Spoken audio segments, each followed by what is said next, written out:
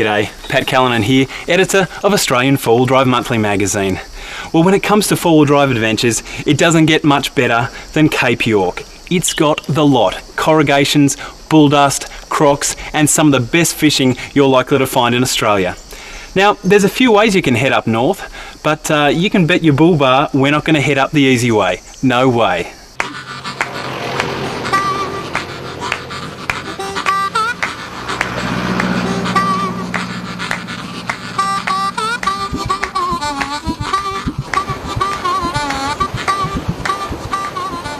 We're zigzagging our way through the best tracks, the most spectacular waterfalls, the best fishing spots and lookouts that you can expect to see on the Cape York Peninsula. We'll be travelling in 3 vehicles: a stock standard patrol, a fully equipped Nissan Ute from ARB, and of course Ruthie's old banger, Milo the Cruiser. But we could be up against it. We've got to get to the top in just 10 days. And of course we've got to make sure Ruthie's 19-year-old truck makes it to the tip. Now, knowing the terrain that we've got to traverse, that's going to be tougher than it sounds. So let's hit the dirt. As we drive through the little tourist town of Daintree, this is one of the last strips of bitumen that we'll see for the next few thousand kilometres.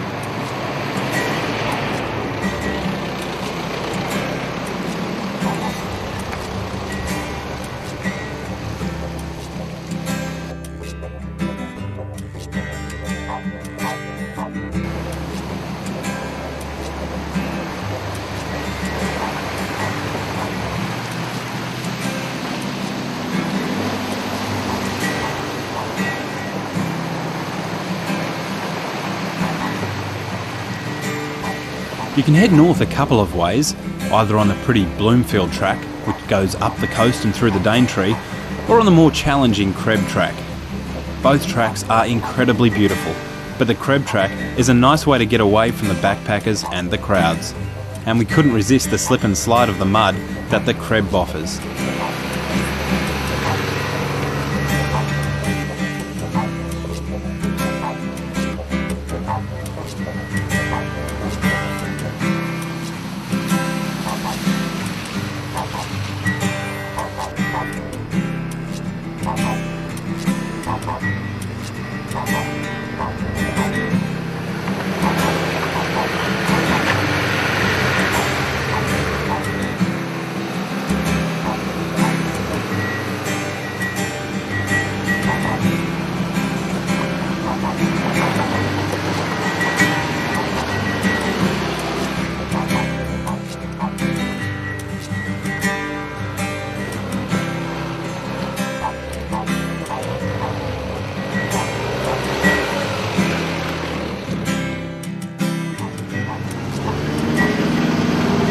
So what is the best way to attack these slippery clay slopes?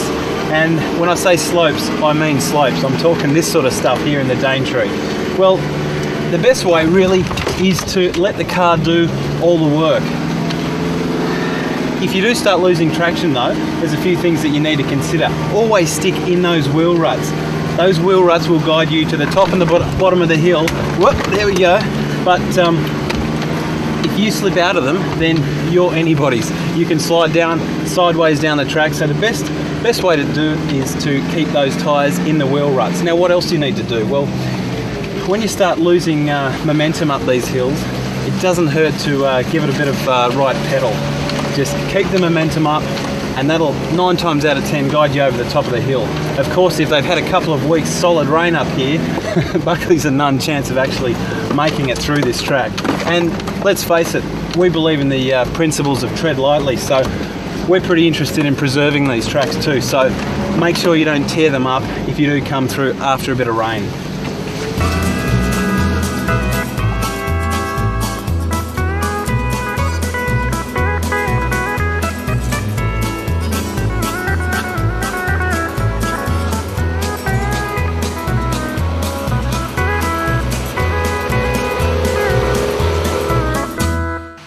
Had our first major tragedy, and it's happened on the Creb track. What's happened is Ruthie was coming up a steep, slippery clay hill, and his back doors flung open, and we lost the beer out the back of the truck.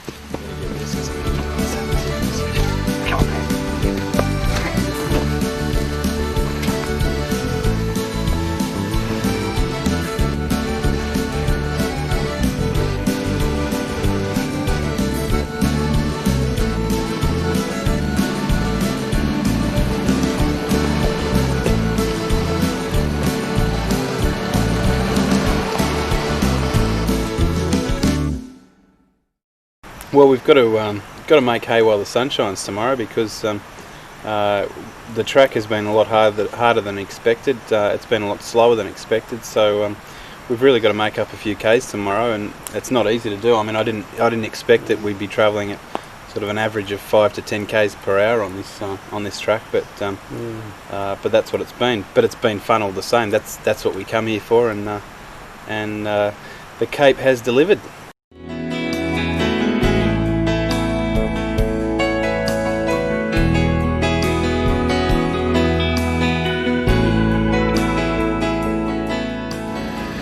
Well, we've jumped onto the track at Sparrows Fard this morning, and we're really trying to catch up some time that we lost yesterday. So it's about 6 a.m. We're on the CREB track, and CREB actually stands for Cooktown Regional Electricity Board. So this is basically a power line track, and I tell you what, as power line tracks go, they don't get much better than this.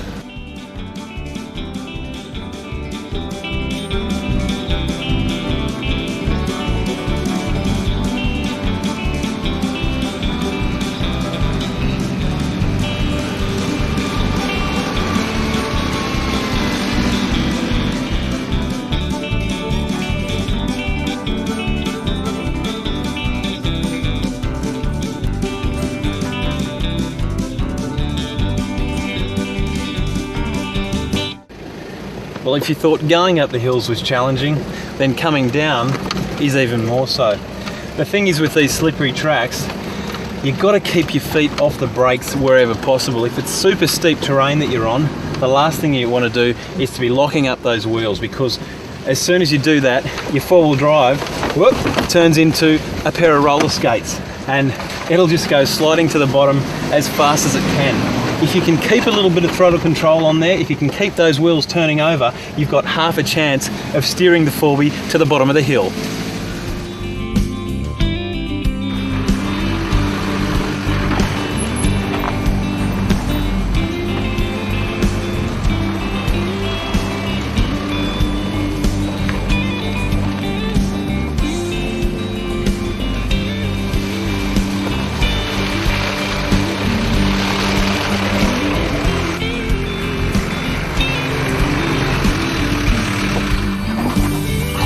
Well, we're near the end of the CREB track now, and we've actually come across a bit of an obstacle, a fallen tree across the track. So we're going to jump out and see what's doing.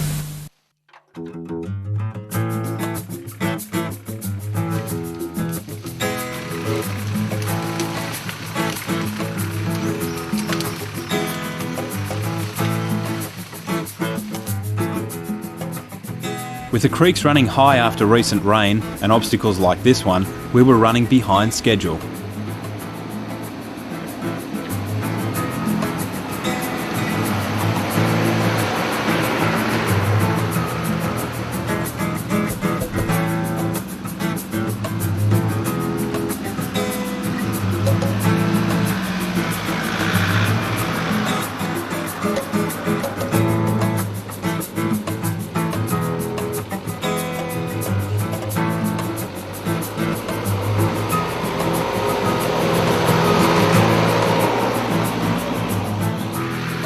While we're trying to knock over the adventure in just 10 days, I reckon that to really soak up the atmosphere of Cape York, you need to spend at least a couple of weeks.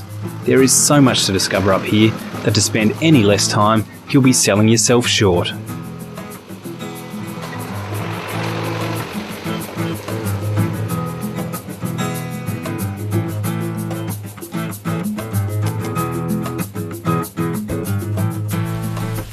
It's been really interesting to see the different changes in vegetation as we've driven along the CREB track.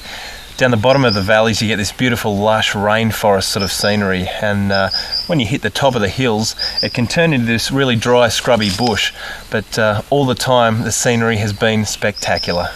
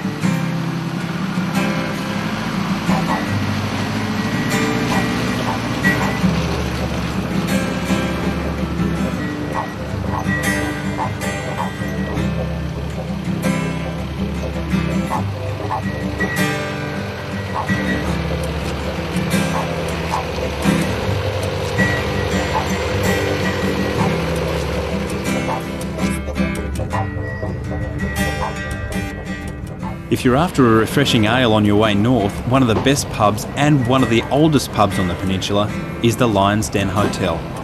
Built in 1875, this place has truckloads of character. They're good people too, looking after our Vietnam vets with a free beer whenever they come through. The Lion's Den Hotel also has meals, camping and accommodation if you want to spend a night or three.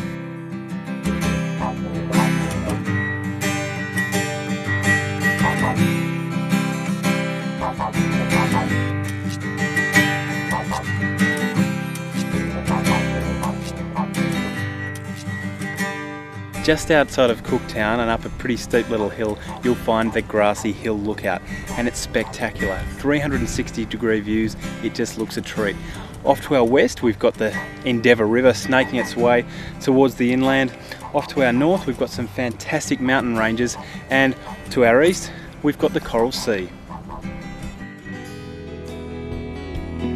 At Cooktown, we caught up with a few avid four-wheel drive monthly readers and snapped off a few photos for the driver profiles in the magazine.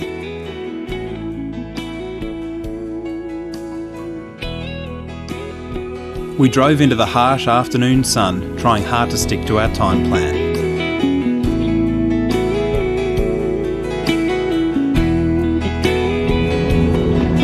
Another heat coming, guys, another heat coming.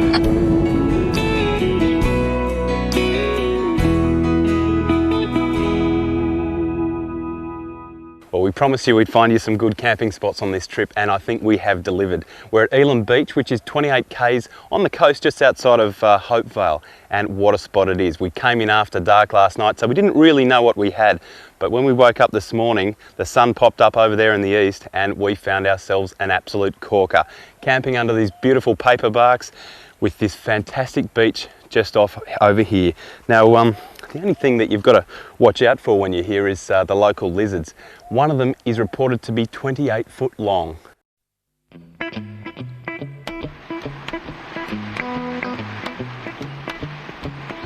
On the short run from Elam Beach to the Coloured Sands, make sure you keep an eye on the tides.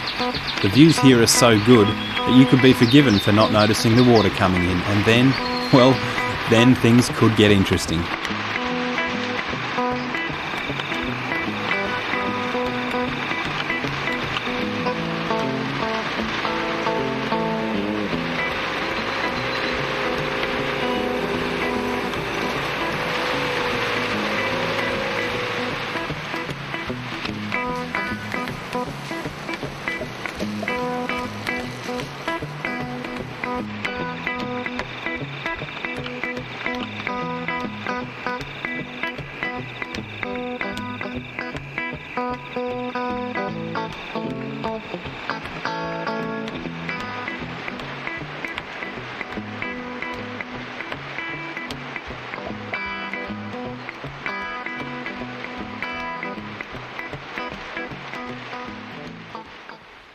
Now, just around the corner from where we camped last night are the spectacular Coloured Sands.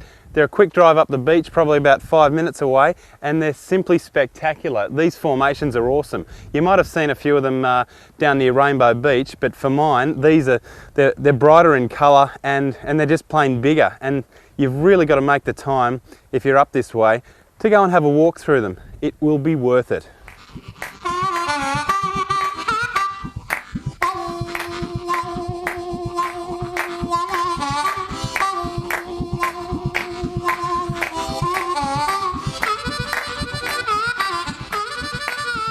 Time to make a mile on our way to Lakefield National Park.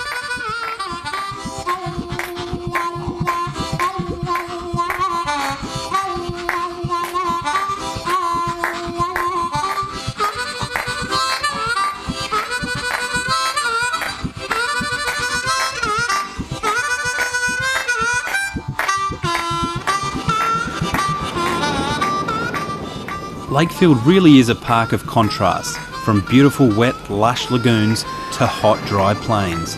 It's Queensland's second largest national park and spans a massive 5,370 square kilometres. In the wet season, the lowlands and the billabongs turn into a massive kind of inland sea. But in the wet, the park is inaccessible by four-wheel drive. Here we're at White Lily Lagoon, one of the many oases on the trek north.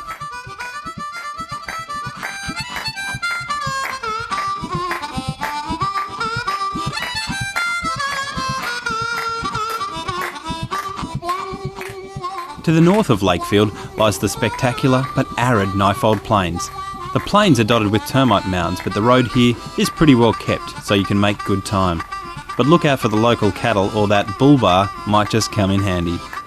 And speaking of bull bars, ARB put a hell of a lot of time and effort into engineering their bull bars. So they don't just look good, they're as tough as nails too, offering plenty of protection to the front of your vehicle.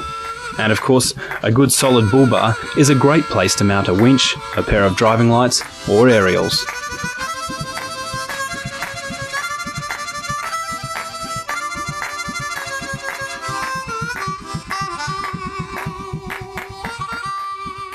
Many of the roads on the Cape, particularly as you get further north, are one-lane tracks. So as soon as you see another 4B coming the other way, start looking for somewhere to pull off the track and let them scoot by. Be aware that a lot of these one-lane tracks are around blind corners, so take it easy.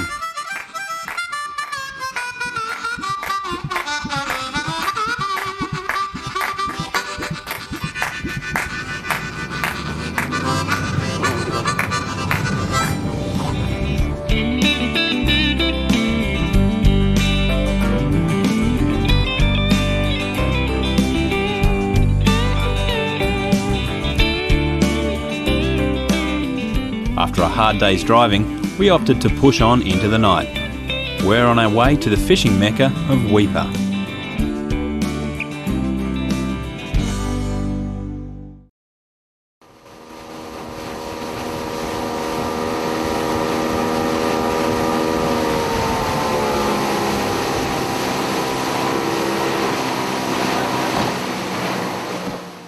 Well, on days like today, you gotta love your job. We're with Dave Donald Sport Fishing, just off the coast of Weipa. Thanks very much for taking us out, Dave. Yeah, my pleasure. Mate, what is it about Weipa that attracts fishermen from, I guess, all around the world? Well, it's just such a reasonably pristine environment and very rich waters, and the great variety of fish here is the big draw card. Not only do we have sort of like the more popular things like your barras and salmon and mangrove jack and that sort of thing. You've got great beach and ocean fishing as well, and it's not uncommon for people on my trips to catch sort of 25-30 species in a week. Oh wow, okay. So what sort of fish can we expect to catch just off the coast where we are now? Well, we're probably things like queenfish and trevally, and maybe trolling these reefs, the shallow reefs around here, things like coral trout and cod and fingermark. Quite a variety of fish. Right, okay. And have you been up on the Cape for long, Dave? Yeah, I've been up on the Cape here since about 87, and in Weipa here for about 7 years, since about 96, 97. So yeah, I've sort of, I love the Cape. It's part of my life, and it's something once it gets in your blood, it's very hard to get out of it, Yeah, absolutely. Well, I guess we'd better wet some lines. Yeah, oh, well, let's go, yeah.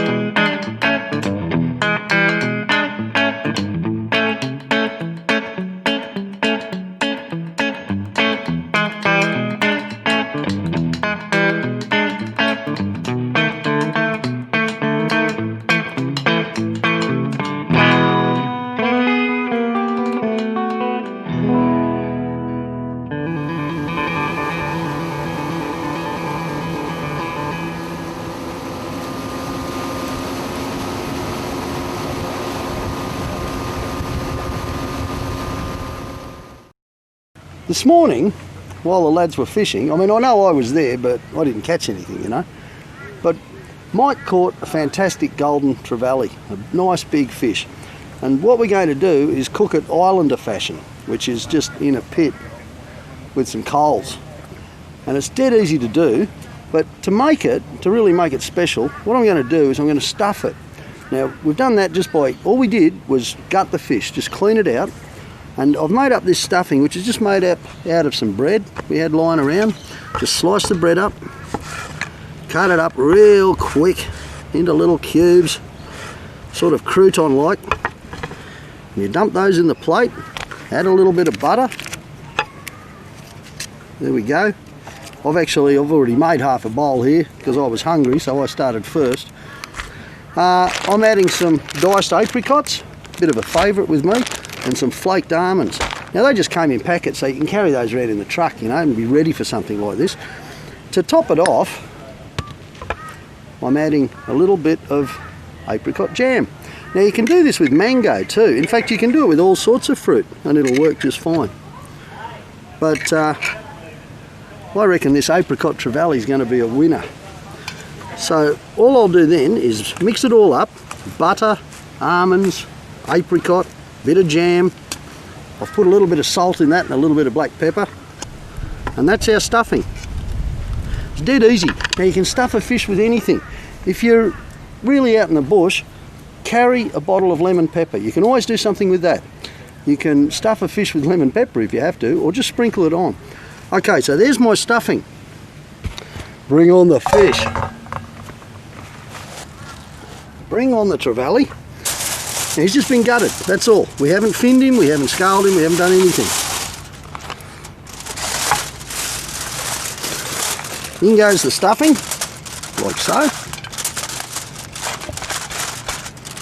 Making sure he's well and truly stuffed.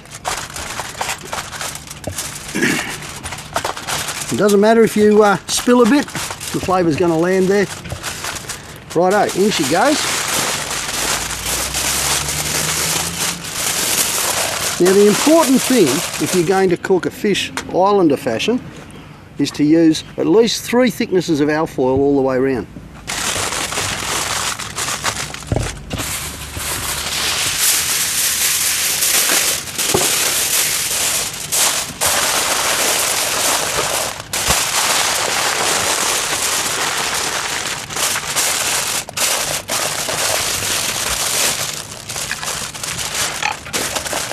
What do you think of that? It's almost like sculpture, isn't it?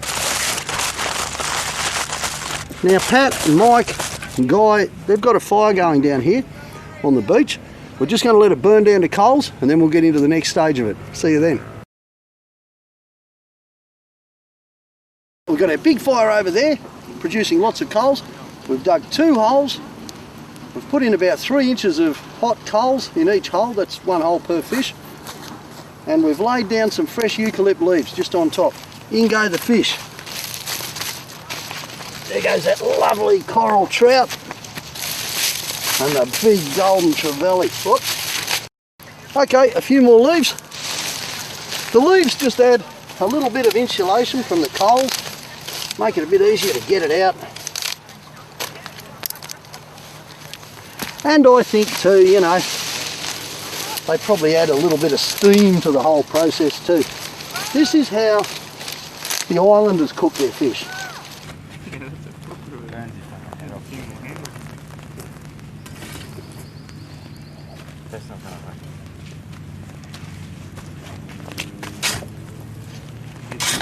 Actions here. Important is Here we go.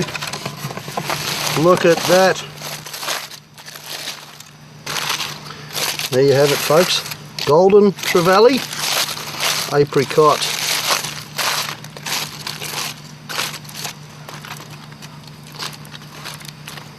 Look at that. Ooh, cooked to perfection. And our stuffing.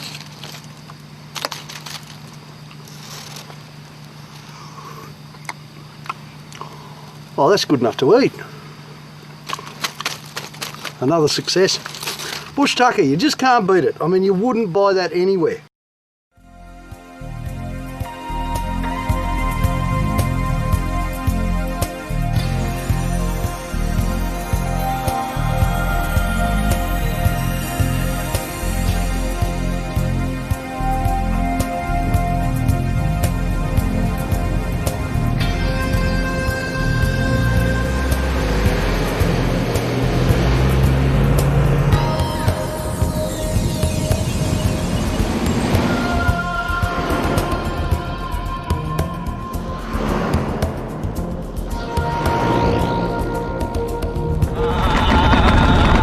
Cape York is the undisputed Aussie king of corrugations.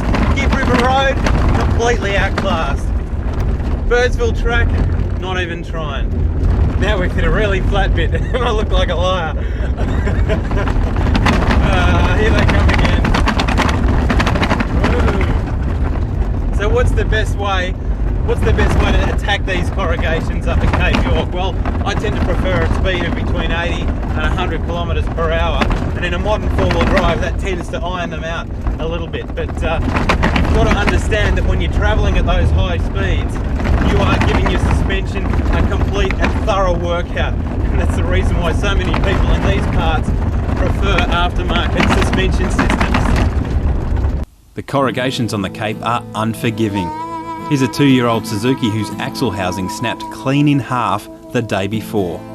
And because it's so isolated up here, repairs and tows aren't cheap.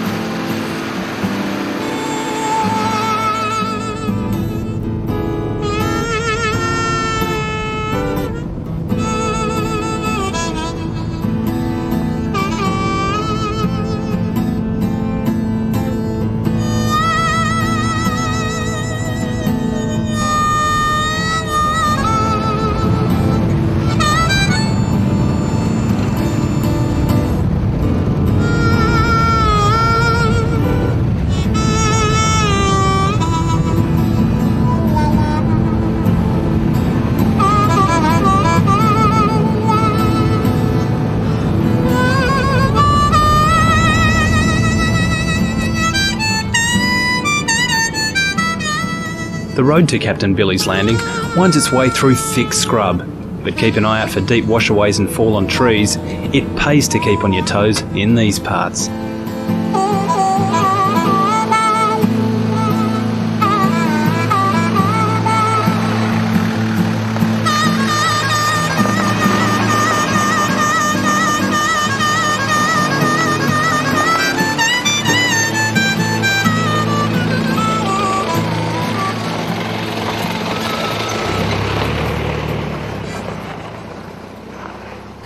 So what are the basic requirements you need when you're travelling to Cape York? Well, let's start with the vehicles. First of all, you need a high clearance four-wheel drive. So forget about your RAV4s, forget about your Subaru Outbacks. Those vehicles, they don't have enough ground clearance or approach and departure angles.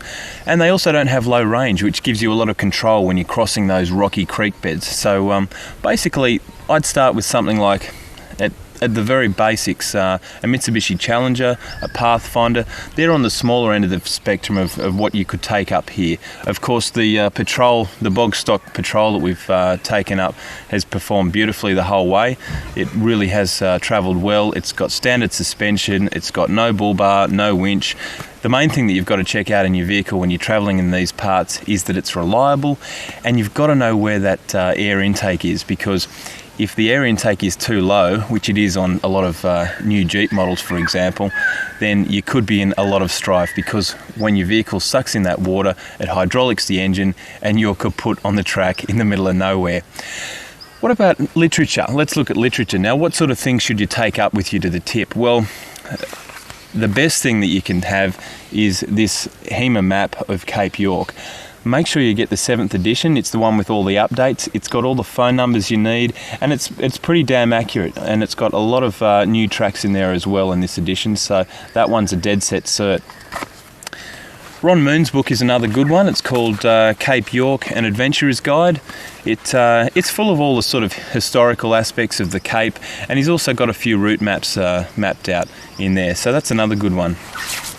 But a real corker to have is this one. It's called Paradise Found. It's by a lady called Linda Rowe. She runs the Croc Shop in Cooktown, and she has travelled the Cape for about the last 15 years, and she is a true Aussie adventurer.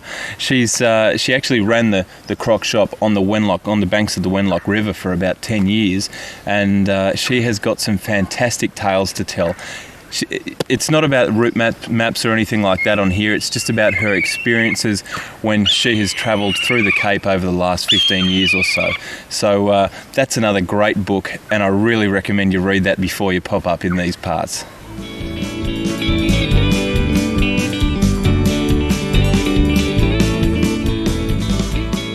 Well, would you check out this for a camping spot? If you're into isolation and stunning beaches, and let's face it, who isn't, then Captain Billy's Landing is the spot for you. It's got caves, history, and a long beach heading off to the north. Just be careful going swimming though, because there's crocs in that there ocean.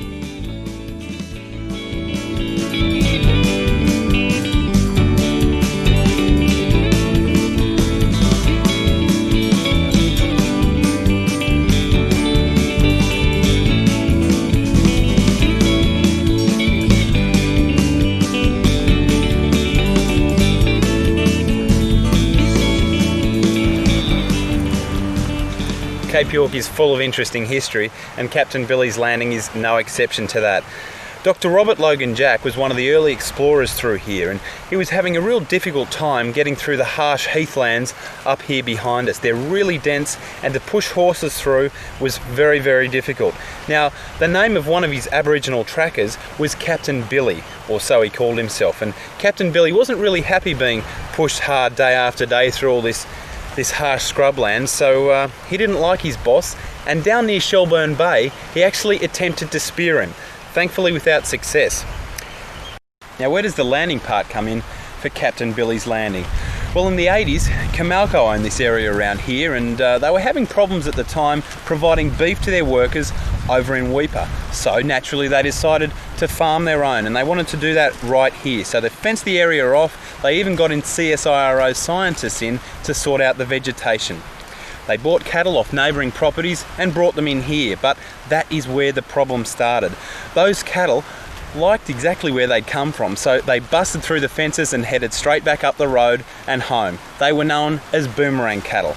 So to solve that problem, Comalco knew that they had to bring their cattle in from further down south. So they built a landing here, shipped the cattle in by barge, and hence the name Captain Billy Landing.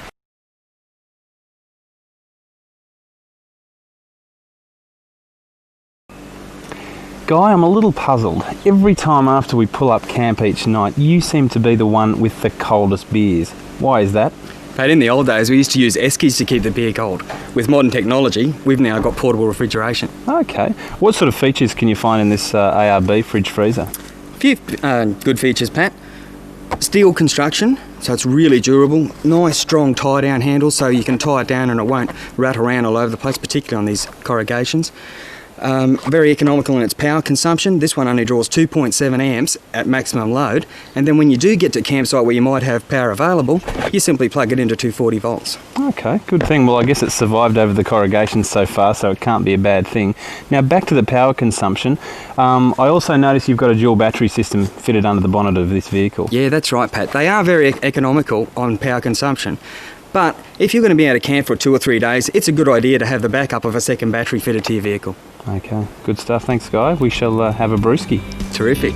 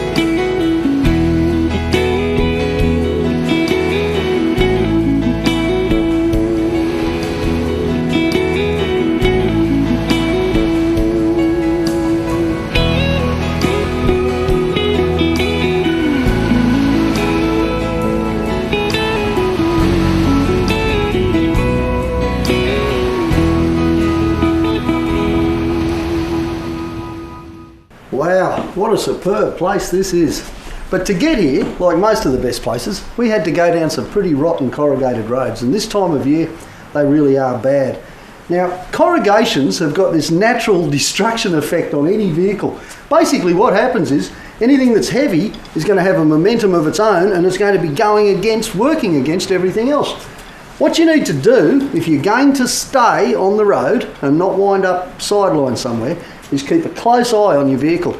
It's not that hard. I've got my 2 corrugation proof tools here. What you do basically is start at one end and feel and touch and move and jiggle just about everything from one end front to back. Pay particular attention to things like the spring hangers, the U-bolts, holding the axle to the spring, stuff like that. You don't want to over tighten them, but just put the spanner on, just make sure something's happening there, you know, that it's not about to come loose. Now you can usually see when things have been moving, because everything's covered in dust. And in Milo, everything inside's covered in dust as well, including me. But because everything's covered in dust, you're going to wind up with a couple of little clean patches or oily patches if things are moving. The only thing I managed to find this morning was a bit of a couple of loose U-bolts on one side of the axle. Now, I could see, before I even got there, that things were moving around a bit, because you could see those little fresh wear patches in the dust. I tightened them up, not a problem, we're away. But if I'd left that, I'd reckon probably another 100, 150 k's down the road, we'd probably, you know, they'd only have to loosen up another 2 or 3 turns, and with that constant slap, slap, slap, slap, slap, something's going to break. You're going to find things like doors, door latches, all that sort of stuff. It's going to go. Now, what can you do? Well, there's not a lot apart from playing with the latches, sorting them out, rearranging them. We've just spent most of the morning working on the back doors. But we also used bits of thong, bits of rubber, some sponge to take some of the movement out. We just contact glued it in there, took a little bit of the movement out. Things you should pay particular attention to. Batteries, very big, heavy things. Batteries love to move up and down on their own, so make sure your battery brackets are tight. You want to have a look at the engine mounts, because as you know, you've seen the gear stick wanging around inside there, whacking at your knee. Keep an eye on that. That'll be the engine mounts. If they let go, big trouble. Radiator mounts, always check your radiator mounts. There's always a little bit of movement, but you don't want any slap. But don't let anything stop you having a good time. I'll tell you what, you know, this is absolutely paradise. I mean, what a place for me and Milo to wind up looking for a bit of corrugation damage.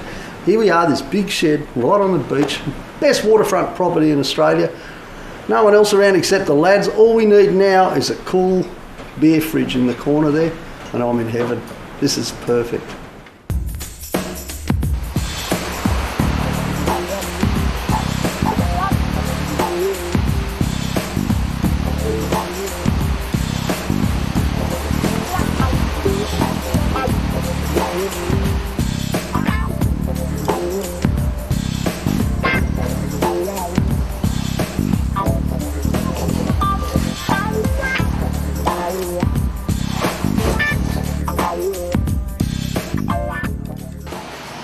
We've stumbled across a little bat cave here at Captain Billy's. How do we know there's bats here? Well, we can hear them chirping up here behind us, but thankfully this cave's a little bit too skinny to get my frame through.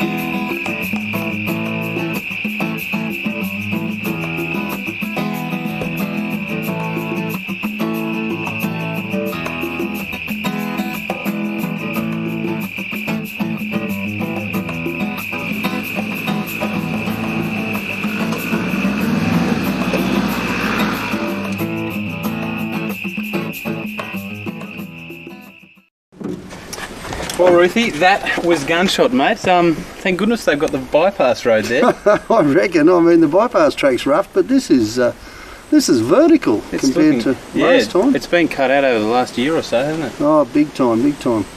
Tell you what though, mate, I wouldn't mind giving it a go. What? Drive it down? Oh, no, I don't know about nosediving it, but no, let's have a go at taking it up. If nothing else, I'd like to, I want to give the Lockers a try, but I want to give this new Warn a go. Oh, not a bad idea. You're not going to make it up there though, mate. I don't know, mate. I'll bet you can't and I can get 3/4 of the way up. Sorted. You're on. No worries. Whoa, look at this. Well, that looks about 3/4 to me, Pat. I think that's about here, Ruthie, 3/4.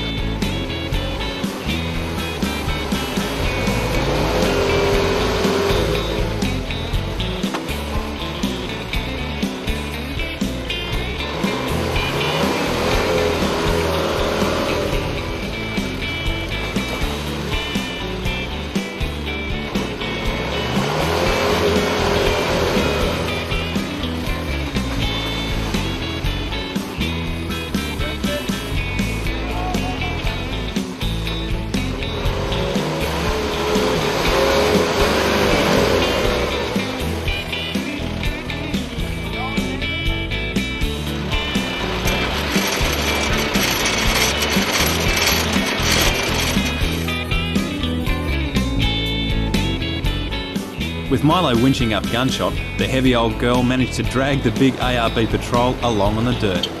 To stop this, she had to tie the back of the Nissan off to a tree.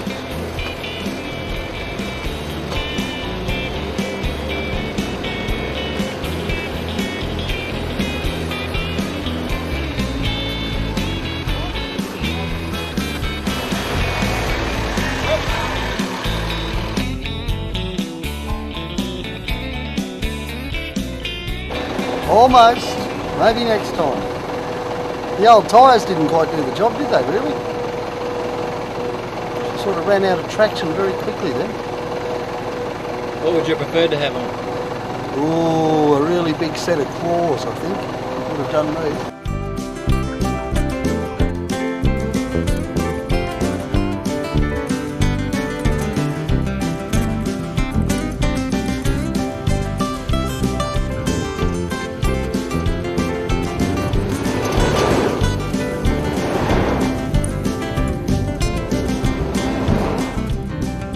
You know, a lot of people make damper making pretty complicated, you know, they knead the bread and do all this sort of stuff.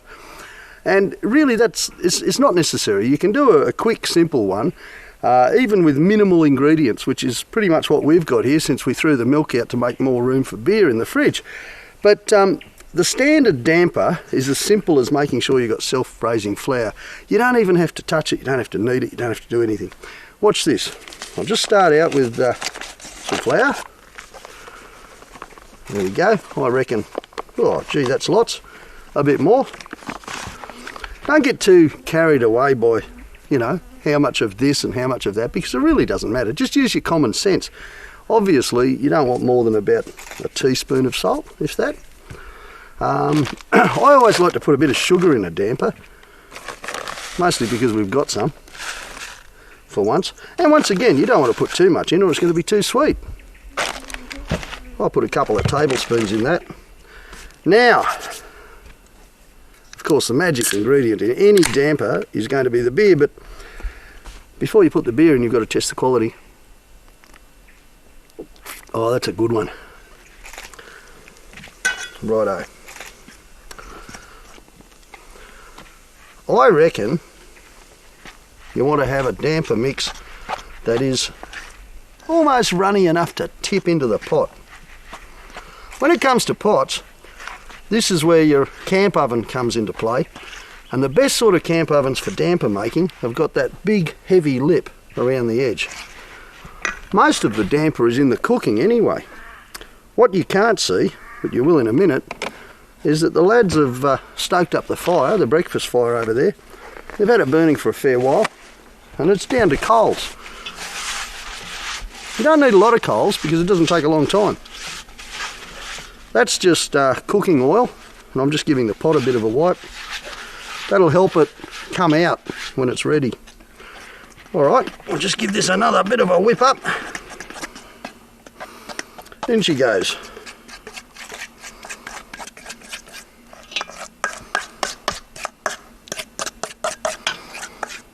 Now, there was nothing hard about that, was there? Alright, now the damper's in the pot. Because we've got no milk, a little bit of beer on the top. Gives it that nice brown look before it's even started. Now, in the bush, you should never waste resources. Oh. Okay, on goes the lid, and she's into the fire.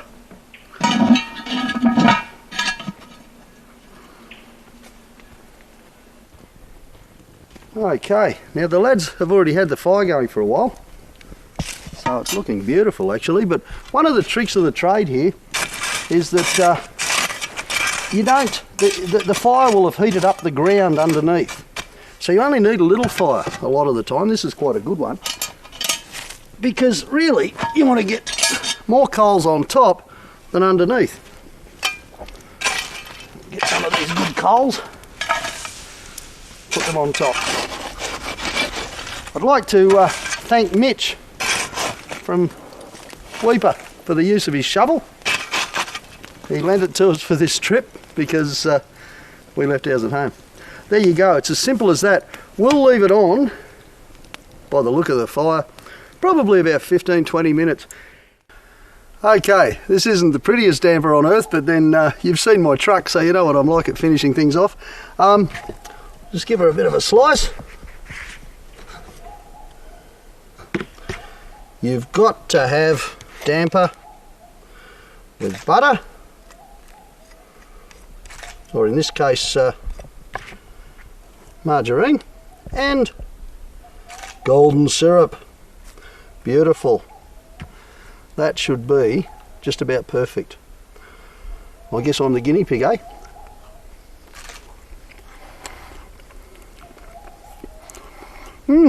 That's not bad at all. A couple of beers to wash it down, it'll be perfect.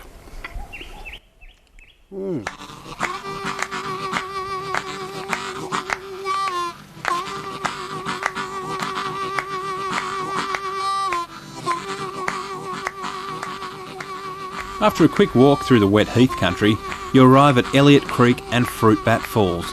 It's a great place to stop for a break and a swim, but camping isn't allowed.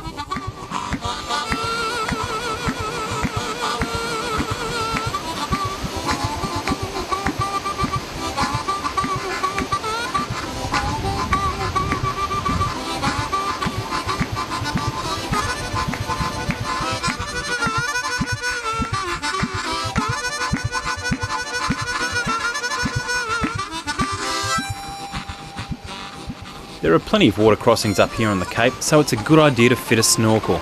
The ARB Patrol is fitted with a safari snorkel.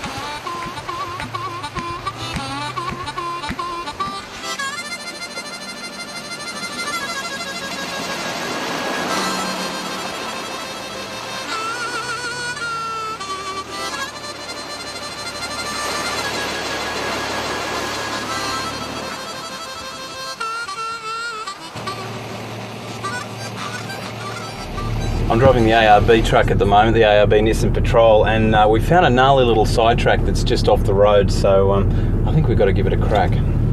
Let's see how we go. It looks fairly steep though. Don't like our luck, but see how we go. Up over the first bit. Nope. No go. We have lost traction, so we'll head back and I'll give it another crack. Now, the difference this time is I'm going to use the ARB air lockers. Now the air lockers lock all four wheels in so that they're all spinning at the same time and they all get the equal distribution of power. So there should be very little, actually there should be zero wheel slippage. So I'll just hit the rear locker and the front locker. You can hear in the background there the compressor, the under bonnet compressor that goes off. You get that in the air locker kit. Now let's give it another crack. Up we go.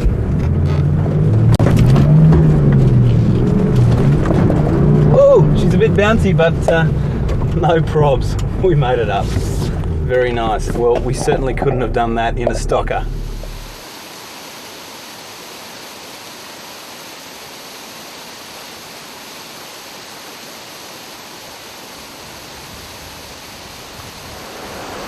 Up behind me there is Elliott Falls, and just around the corner is Twin Falls, a fantastic swimming hole and a great way to relax after a day on the corrugations and chewing bull dust. This, ladies and gents, is what four-wheel driving on Cape York is all about.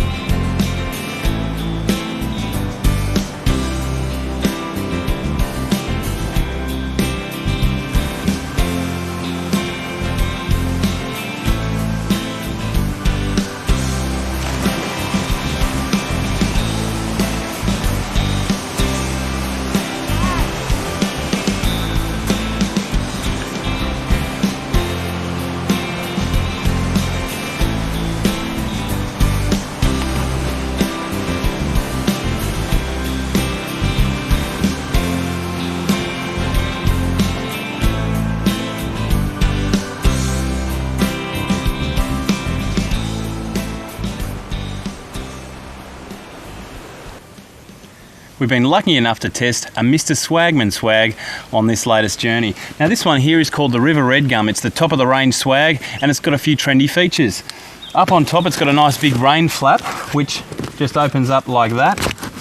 And underneath it you'll find some sandfly resistant mesh, so it's good stuff. There's also a bit of mesh up this end as well as another rain flap up here. Now it's a pretty unique design, this one, because you've got these fantastic galvanised poles up each end. Now that keeps the swag right up and off your head, so you've got plenty of breathing space, and as for your feet, well, they'll never get stuck up the end again. Another trendy feature, which I've never seen on a swag before, is this simple little bit of nylon here. Now it's a great way of keeping your swag free of all the dirt and stuff that comes off the bottom of your boots, because you pull your boots off here, clean your feet, jump in your swag, and then when you go to bed, if you want to keep your boots dry, just bung them under there. Sweet, they'll be dry in the morning. Oh, how's this for a workshop then, hey? It doesn't get much better than this, does it? Oh, this is beautiful. Look, as everybody knows, you've got to maintain your truck, especially if it's an older truck. If you want to get there and get home again, looking after your truck is virtually number one on the list. On a day-to-day basis, you should be just checking the fluid levels and diving underneath for a quick look, just to see if anything's leaking big time. Now, the best time to do that's in the morning, obviously, because everything will have settled. If you have cracked something or you've got a leak, you'll see a big puddle underneath. You do that daily, but when you get somewhere like this where it's a bit hard to resist, and in our case it's halfway through our trip, it's a good time to dive underneath and give everything a good grease. Now there's not much to greasing things apart from knowing where the nipples are, but one little trick that I've found over the years that's really good is this thing. It's a I think it's called a needle injector or something. You can buy them at your local auto parts store. Basically what it does is enable you to get into things like uni joints and stuff like that that can sometimes be pretty tricky to get to without garage equipment. Just screw it in the end instead of your normal flexible hose and you're away. You need a couple of packs of grease, okay, and a grease gun like this, well, I guess, you know, the whole lot's going to cost $40 or $50 maybe, and you're set for life. What else? Well, I'm really big on checking fluid levels and topping them up. And a pump like this, which once again I think it's probably $20 or $30 worth at the auto shop. I can't remember, it was probably pounds, shillings and pence when I bought this one. Carry some gear oil, of course. Make sure you've got a good brand of oil for everything in your truck. But a pump like this will enable you to suck the oil out and blow it in, okay? Now in my case, I know that Milo will need a bit of a top up on the gearbox and a bit of a top up on the transfer to get home. That's all right, and that's going to work really well. And boy, what a place to do it. Okay, well, I guess I'd better get back underneath the truck and sort it out. Oh, one last thing. Make sure you know where all the grease fittings are, and remember that you can always, because here in the bush you're going to damage grease nipples, there's no way around that really. Make sure that you clean them up properly. You can always pull one out and move it somewhere else. In fact, if you wanted to, you could grease the whole truck with one grease nipple. But just make sure you put something back into that hole so that it can't fill up with water and gunk later on.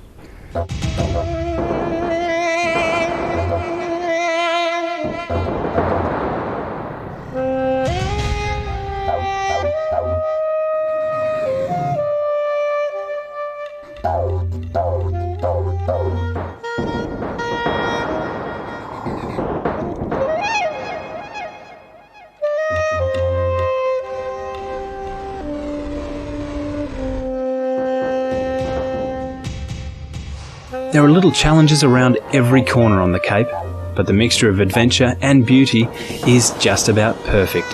And the crystal clear creeks that span the Cape really break up the journey nicely.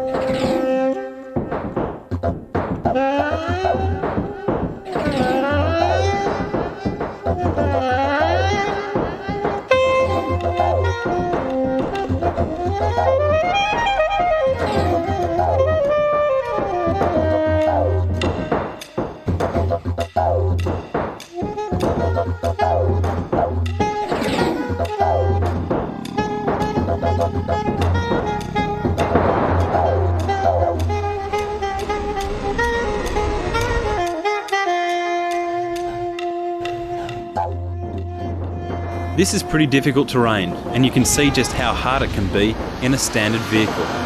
But check out how Ruthie's truck and the ARB Patrol, both fitted with air lockers and aftermarket suspension, make it look easy.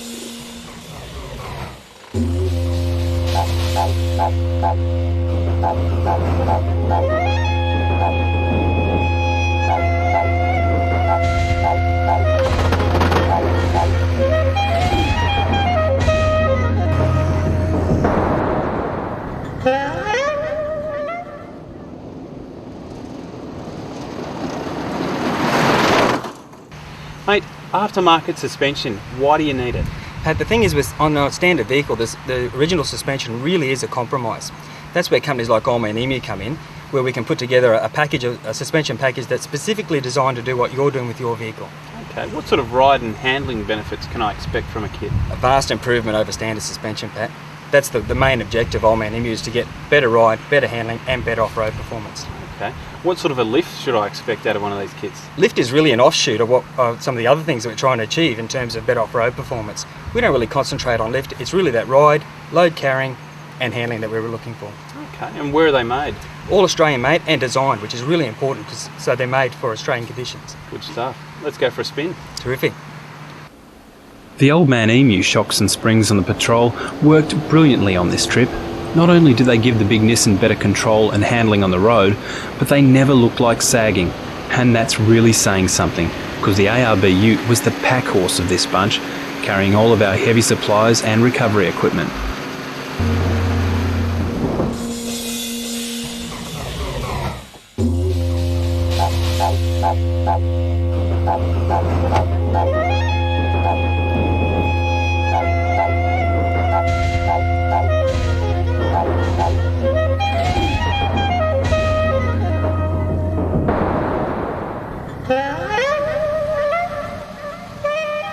Cypress Creek is one of the real challenging obstacles on the old Telegraph track.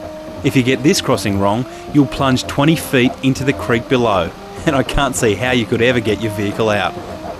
The trick with this crossing is to take it easy.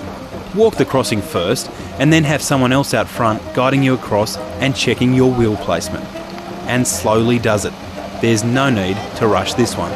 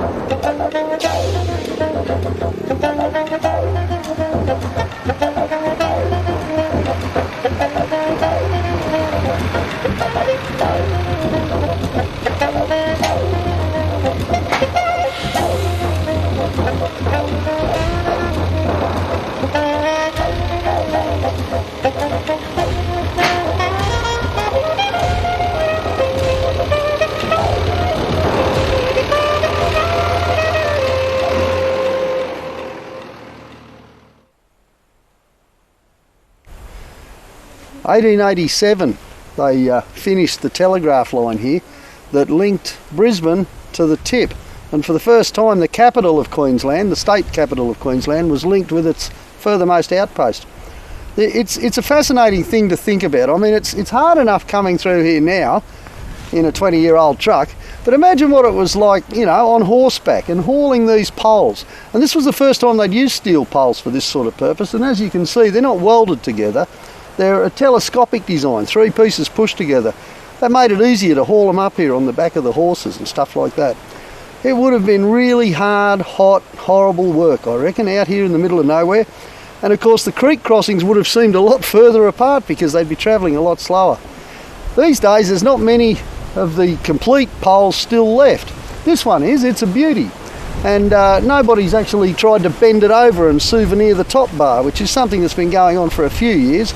And you'll see that when you come up yourself. Most of them have been pulled over with winches or pushed over with trucks and someone's whipped off the top bars. But, you know, these days there are more gentle ways to leave a little reminder of your passing, I reckon.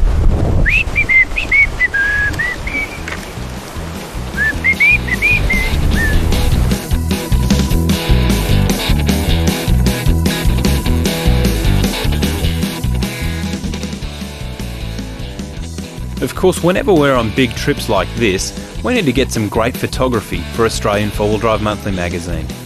Here you can see Michael Elam, our photographer, snapping some potential cover shots. Old Tripod, as we call him, likes to get all up close and personal with the cars, and he often gets swamped by mud and water in the process.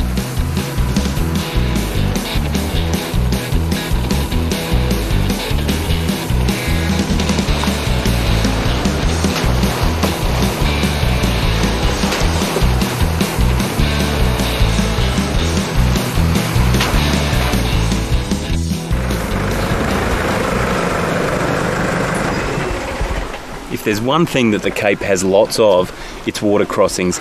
But those water crossings are chock-a-block full of crocs. So walking the crossing before you drive it, which is the normal 4-wheel drive practice, becomes a little bit on the difficult side. But we have come up with a solution here at 4-Wheel Drive Monthly. It's called the Smart Cast, and it's from a company called Humminbird, who makes those fish finders that you'll find in your boats. Now, this is a fish finder with the difference. It's got a little remote sensor that you can actually cast out into the middle of the river, and that tells you the depth of that river. Even tells you if there's any fish out there in the middle. So you just get your little rod and go for a cast. Now I've got a little screen over here on my dash that tells me exactly how deep it is. Now that creek just out there, it's 3 foot deep, so in this Nissan, that's okay to drive. We love our gadgets here at 4-Wheel Drive Monthly.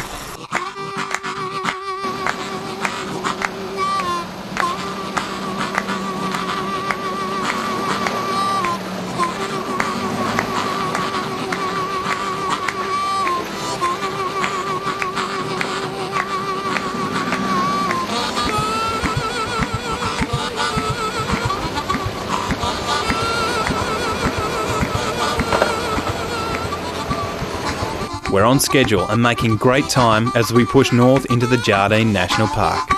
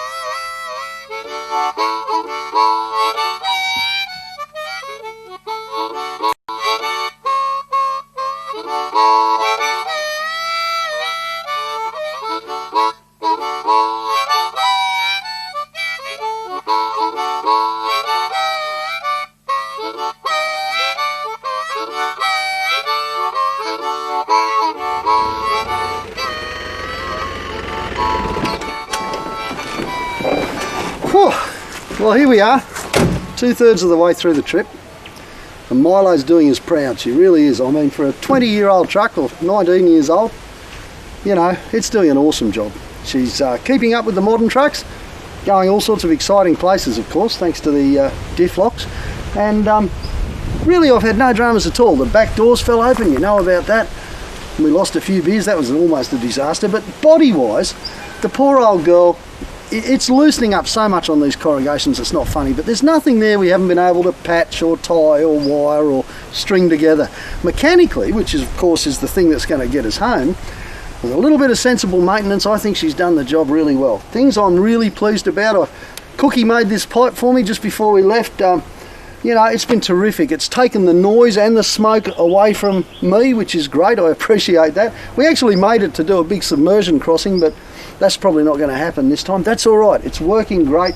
I'm really pleased with my dual battery setup. I was a bit worried about the cradles coming off the chassis. I went to great lengths when I welded them up to get lots of strength in there. And they seem to be working really well, which, given the state of the tracks, because quite honestly this late in the season up the Cape and with this much traffic coming through, the tracks have been absolutely horrendous. Talking about that, one of the things I am really impressed with is the Old Man Emu shocks, which went on just before this trip, and specifically for the trip. They're supposed to be good on corrugations, and guess what, they are. They've really handled the job well. There's no sign of leak whatsoever, so very happy there. Suspension wise, I've got a little bit of a lean happening at the moment. I think that's got something to do with unforeseen factors, too much weight on one side of the truck, and the constant hammering. That's not a problem either.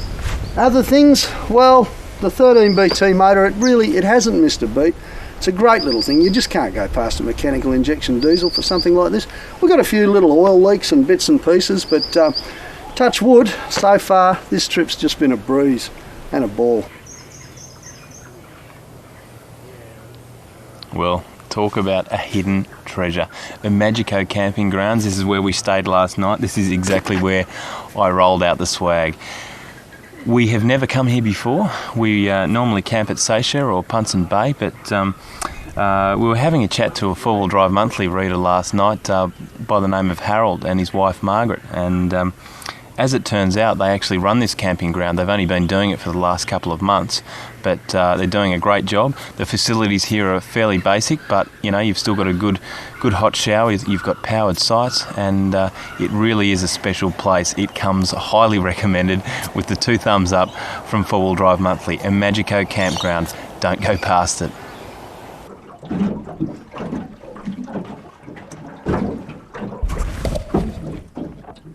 We're just offshore out on the coast at the Magica campsite, and we've gone fishing with a couple of the local guys, and hopefully Fred can bag us a couple of cray, and he's also got his spear out there, so he might try and nail a few fish. So we're sitting in the boat eagerly waiting for something to come back and land in the boat.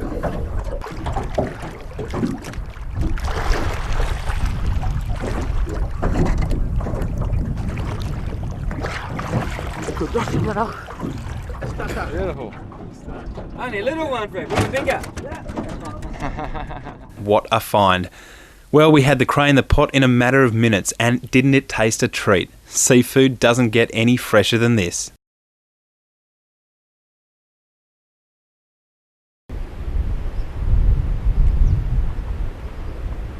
Well, here we are on a beach at the top end, and it's absolutely beautiful. I mean, lovely sand and sun, and the water is just at perfect temperature. But wherever you are, once you're north of Cairns, you've got to start thinking this is crocodile country. Okay, you might not see them every day, but they're here. Trust me, they're here. Just last night, just off these rocks, the lads saw a 4-footer with the spotlight, just going for a bit of a swim.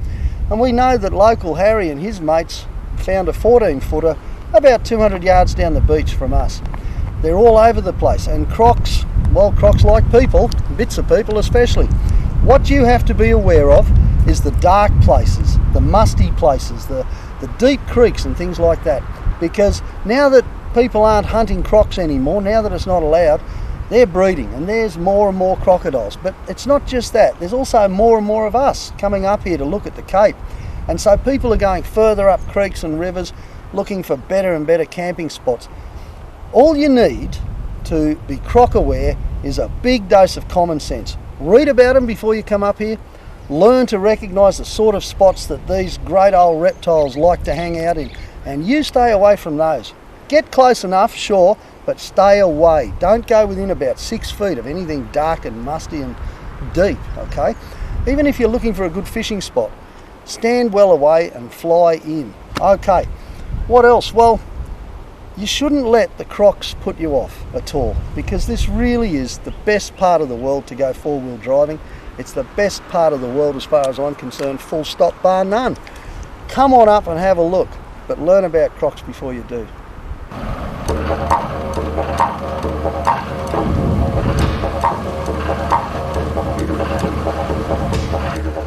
While we would have loved to have driven across the mighty Jardine River, we had a standard truck with no snorkel in our crew, so we would have had no chance. At the Jardine Ferry crossing, you can pick up and pay for all the passes and permits required to drive the Cape. When we did the crossing, it cost us about $100 per truck.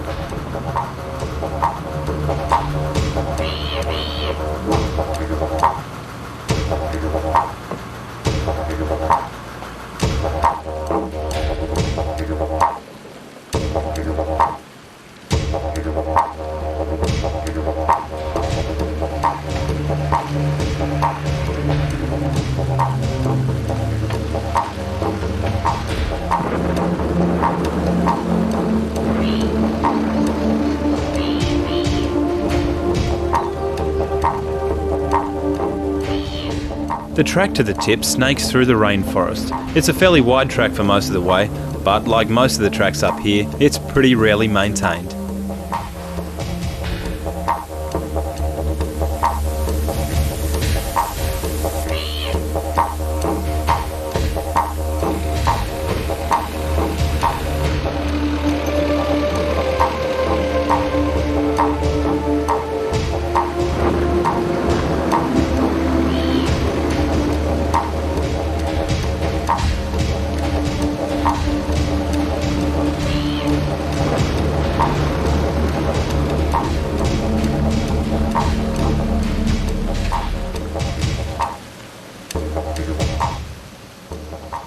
From the car park at the tip, it's a short walk through the rainforest, followed by a stroll along Frangipani Beach. From there, you just walk along the rocks of the headland, and then you're there.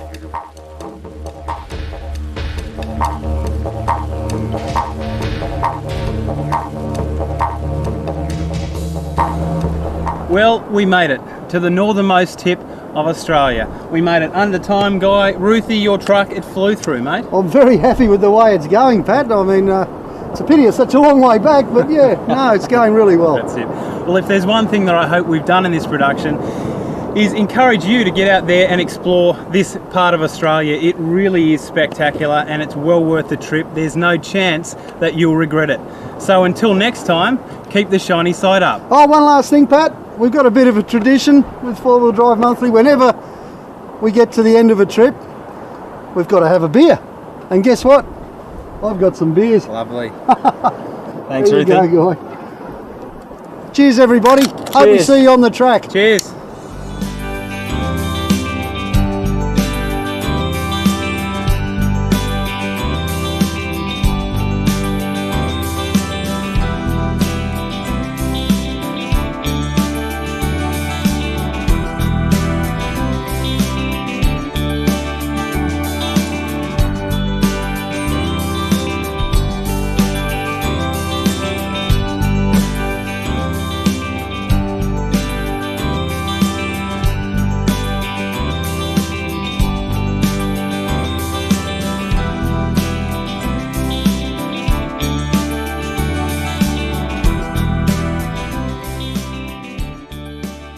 With the dust just settled and the fellas barely home, we caught up with Pat and Ruthie at the infamous Mudflats Hotel, deep in a planning session for a future trip.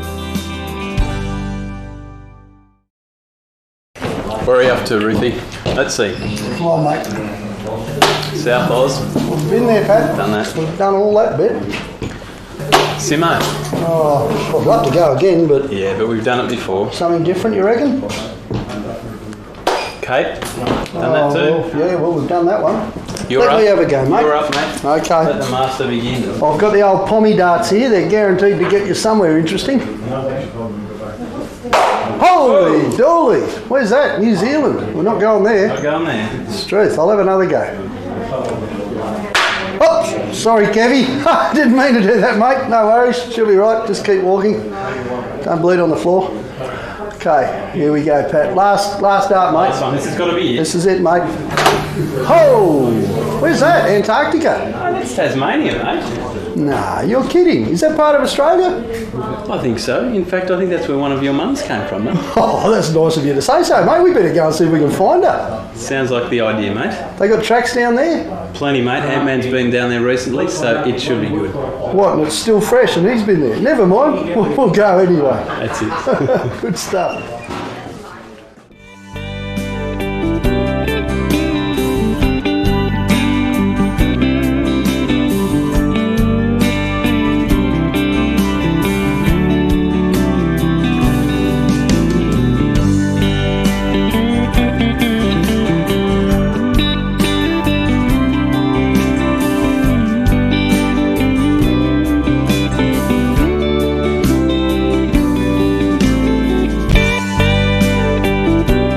ARB were proud to be involved with the Cape York adventure.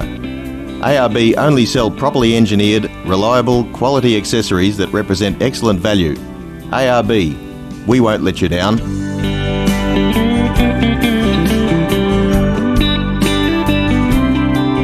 Australian Four Wheel Drive Monthly is Australia's top-selling four-wheel drive magazine. With brilliant destinations, custom Forbies, tips and techniques and new car reviews, Australian Four Wheel Drive Monthly is a complete package.